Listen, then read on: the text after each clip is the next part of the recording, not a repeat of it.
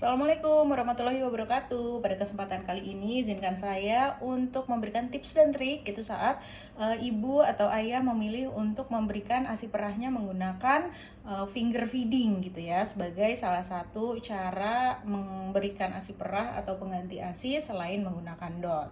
Nah, bahan-bahan yang diperlukan saat akan melakukan finger feeding ini tentunya adalah feeding tube gitu ya, atau NGT selang FR5. Pilih yang ukurannya 40 atau 50 cm.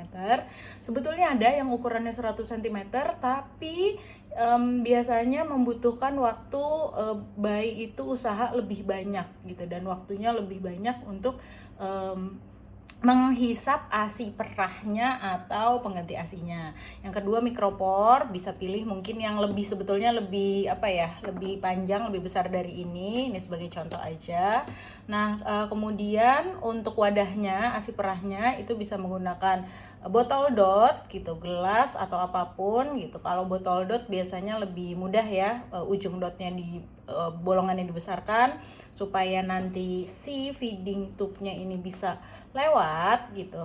Nah, lewat, kemudian ini ujungnya ada di dalam gitu sehingga tidak mudah tumpah. Sama ketika dengan menggunakan spuit.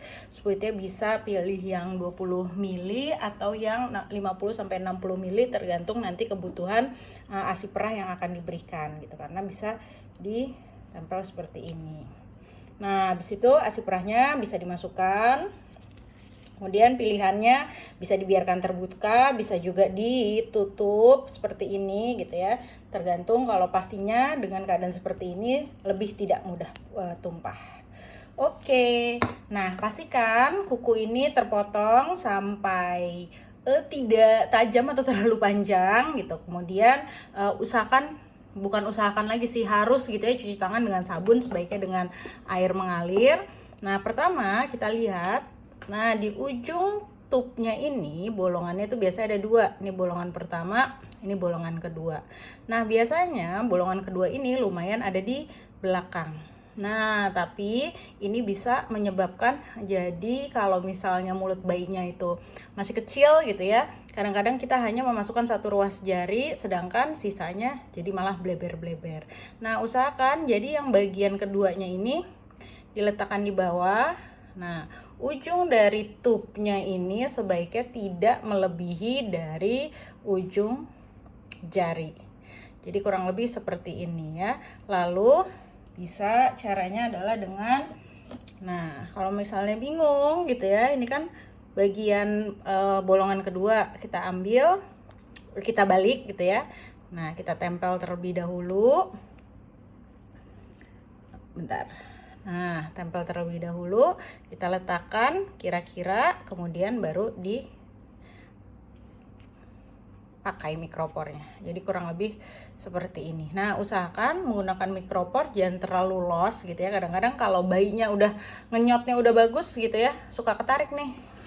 Gitu nih. Jadi tuh kurang lebih seperti itu ya. Nggak ngelewatin ujung dari jarinya. Oke, kurang lebih seperti ini. Kemudian ketika mau kita pasang pastinya. Nah, kita pasang untuk ASI perahnya. Habis itu kita boleh, kalau misalnya masih pakai plunger-nya ini ya, pakai ujungnya, kita pelan-pelan turunkan sampai ASI-nya ini berada di ujung NGT-nya.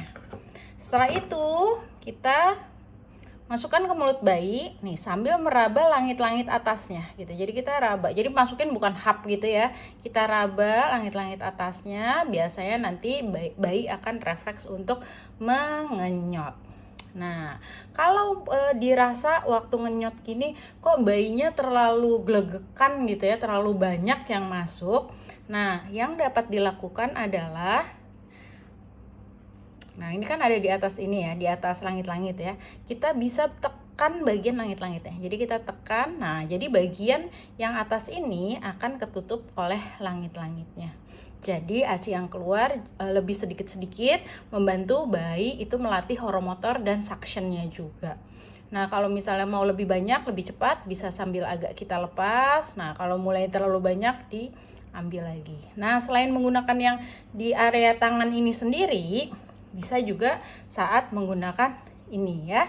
Nah, terus bisa pelan-pelan kita bantu. Jadi untuk bayi-bayi yang masih belum suctionnya masih belum bagus ya, belum kencang, pelan-pelan kita bisa turunkan. Atau biasanya kalau bayinya ngenyot udah bagus, kita diamkan, dia akan turun secara perlahan-lahan. Nah, sesuaikan banyaknya dengan berat badan dan atau kebutuhan dari suplementasinya. Semoga tips dan trik ini membantu untuk orang tua yang mau mencoba melakukan finger feeding. Terima kasih.